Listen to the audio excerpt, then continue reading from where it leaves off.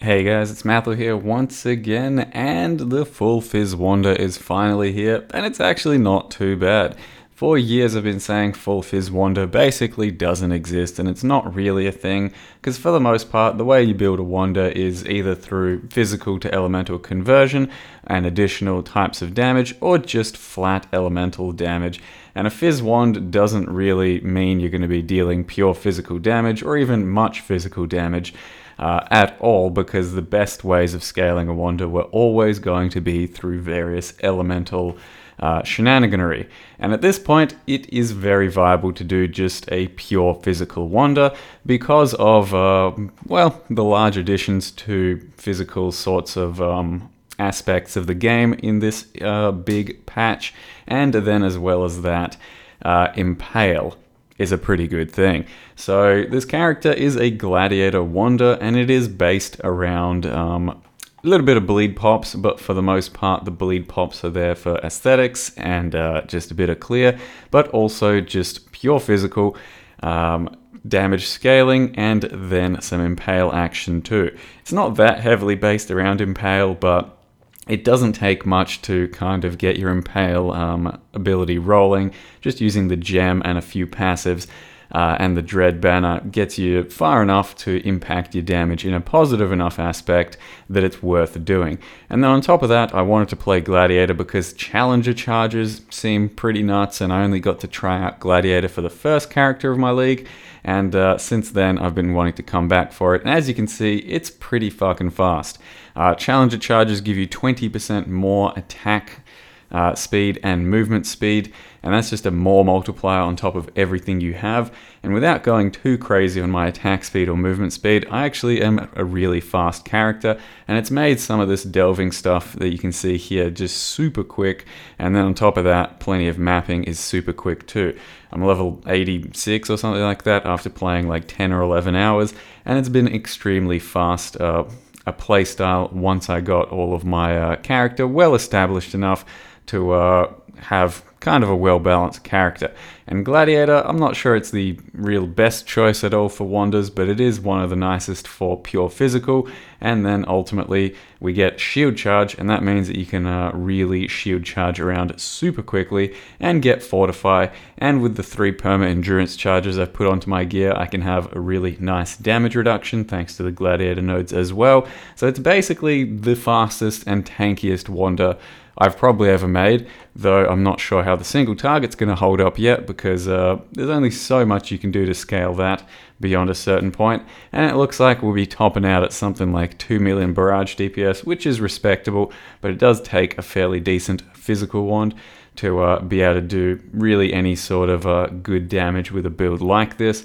So it does have a small barrier for entry of basically your wand. Beyond that, the gear is fairly flexible, but the original playstyle of just plain kinetic blast and hopefully going into maps that have nice walls and nice layout for it, and then barrage for single target still very much holds up and is probably the way to go for Wonders. And you can very easily still justify full elemental versions too. Quite likely they are going to have bigger damage caps than this guy, but also bigger price tags associated with them because the nerf to abyssal jewels that made it just a little bit harder to get elemental damage everywhere.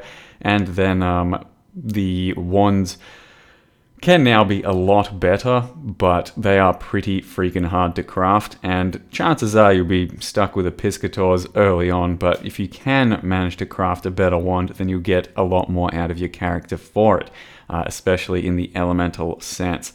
But at the moment, it certainly looks like Wanders are kind of alive and well, and still worth playing. It's just they've got quite a bit of a growing pains period where you just won't have a real character until like level 60 or 70 once you get some of the really important passives up, once you get all of your links going, your damage going, and at that point it just takes off astronomically and turns into one of the nicest clearing characters you will play, because shield charge now makes it so it's super smooth to move around for dodging, for defensive purposes, for offensive purposes, and especially for getting fortify up, which is something Wanders never had before for a real consistent sort of defensive bonus. And on top of that, like I said, this Gladiator has some good damage reduction, he's got some good evasion. You can really build a pretty well-rounded Wander these days, and it's definitely something worth looking into, I think. But that being said, I would be careful not to jump straight into a Wander unless you have the appropriate currency or gear to get it absolutely rolling. And it's not going to be a good starter league character, so I wouldn't recommend starting it at the very beginning of next league, unless you have an Aurabot friend you're going to be leveling with, because those do really smoothen out the initial gearing curve for things like Wanders. But it's still a pretty traditional playstyle. You still get Kinetic Blast, you still grab your Pierce somewhere on the tree or through the gem, and then hope that the explosions do good enough damage in good enough layouts. And you just don't really rely on Kinetic Blast for the single target anymore because of the way that it's been nerfed for the overlaps. You just only use it for a little bit of extra clear against certain walled objects and stuff, because it just does not work the way it used to. So you definitely need a real single target skill nowadays in the form of Barrage, and it's pretty cheap to get a Barrage helm, and it's pretty cheap to get a Dying Sun at the moment too. So those barriers for entry basically don't exist. It's just the wand that you're really going to need to hopefully get well fine-tuned on. So I want to jump into how I've built the character so far and a quick look at him. So here is the character currently, level 86 Gladiator, 2Vs. Thought it was kind of a nice Gladiator wanding name. There it is.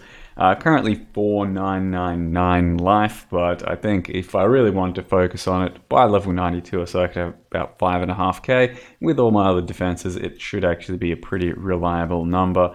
But the real tough thing is going to be getting your single target up, and that is always been kind of the main problem for a Wander, and you fix that just simply by out-gearing the issue. Now, our wand currently is, it looks pretty insane, and it's got 350 physical DPS, I think, something like that. But ultimately, it's not actually any better than really a Dictator multi-mod. I was crafting wands with the goal of to multi-mod around a Dictator's mod, and we got Emperors into a Cruel. So if you just get a plain Dictator and then multi-mod around it, you will have something like 15 to 20% less physical damage than what mine currently has, because I managed to hit the Cruel Regal, whereas otherwise you could just craft the plain bench percent damage, which goes up to 129, 130, something like that. So you wouldn't really be too worse off, and you could definitely make a character very similar to mine without having just as good RNG, but just still going to be investing the exalts on the crafting base to begin with. Besides that, you then also try to get a crit Assassin's Garb or a maim Assassin's Garb. They're going to be worth about the same amount to your character, crafted with serrated and pristines, and you just go for either the crit or a maim roll. If you can, get lucky and get both, then you're going to be much better off. But maim itself has something like 10 to 15% physical damage to begin with. The crits here are not super important because we already have a fairly high crit base, but it will add something like 15% damage to the overall build. So if you can get either of those, that'd be pretty good. Otherwise, a plain defensive chest won't really be much worse in the end anyway, without any of these fancy attack rolls. But ideally, you want to try and fill out as much of your damage on a Wander as possible, because a lot of the wanding defense is killing things super quick, and that's why we go with something like that. Beyond that, the gear is pretty damn simple. You're not really doing anything super special, but you're fine-tuning some pretty nice gear. So you go Barrage, Fires, an additional projectile. This thing was 5C, I think, at the moment. Doesn't seem to be too popular an item. Use Jagged and Pristine Fossils to try and get 9% physical damage to nearby enemies. Just multi-mod a plain old Assassin Mark Ring. Try and get Endurance Charge, because the importance of Endurance Charge in this build, as it is in a few of my previous builds, is to get the resist and damage reduction up, but without match and outlast, if you have all of your endurance charges up all the time, you get 10% reduced physical damage taken all the time. So it's pretty much worth like 20% reduction to have at 3 endurance charges up at all times, so it's far more worth it than just the usual 3 for my other characters. So you try and get that on your various things. I got a little bit of attack leech on here as well, which doesn't mean much, but it helps a bit. You try and get some crit multi on your amulet. Flat fizz is good too, but crit multi is going to be the hardest thing to get for the wanting playstyle and tree. So make sure your amulet has crit multi. Went with some attack speed gloves, and importantly enough, to have a spare suffix so that you can put attack speed while focused. Focusing is going to be pretty big in the build because you get 36% extra attack speed through that, and as well as that, on a basic as fuck shield, as a spare suffix, you can also have 13 to 15% double damage. So these 2 mods, just pressing focus, should give you something like 20% damage overall, and that's pretty damn good for an on-demand button that Wanders didn't have before, really. Then you just... any sort of belt doesn't really matter. Mine has reduced flask charges on it, otherwise completely just defensive belt, and with a little bit of a searching eye. These are pretty cheap as well, something like 10C for this thing. No one's really looking at wanding stuff either. And then just a pair of boots with the dodge to attacks. That is coming from the Temple mod. So overall, the gear is really not anything too special. It might just take a little bit of currency to actually get or make. It's mostly building around a wand, which if you're multi-modding, probably going to cost you like 6-7 exalts to begin with. But you can get by on much worse, at least to begin with. But overall, in the end, you probably will want some pretty good stuff to get through to the end game. Haven't actually touched the end game yet. I don't think it's going to be great, but the at least mapping playstyle is still going to be very delicious, and hopefully Delve should go down a treat as well. The current links for my Kinetic Blast are Kinetic Blast, GMP, Brutality, so those are your main 3, and then I've got Chance to Bleed at the moment, which isn't a great damage support, but it does have an extra chance to bleed, meaning I got 75% chance to bleed instead of 50.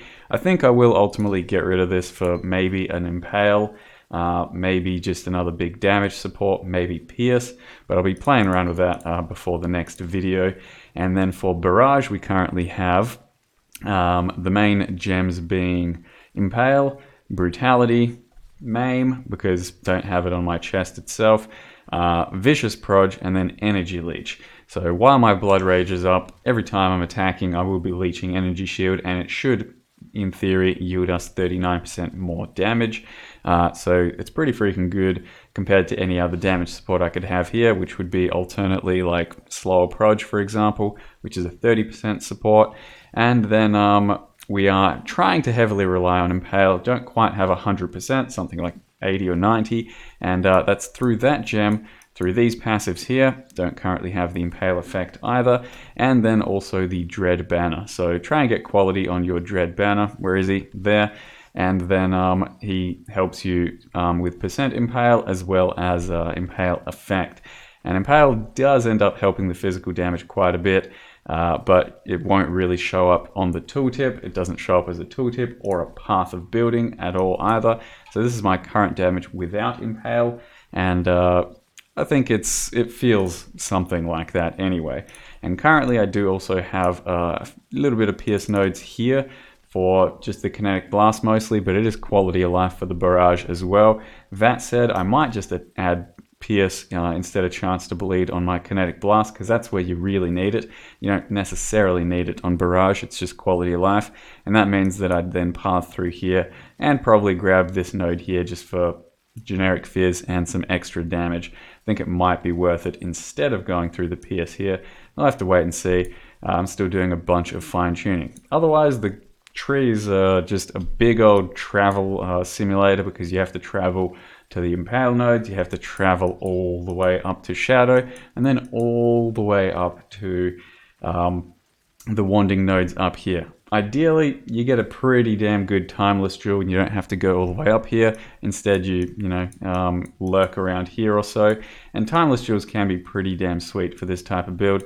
So I'd keep an eye out for those if you're trying to min-max a build. But currently, we need the crit multi, so we go all the way up here to grab these.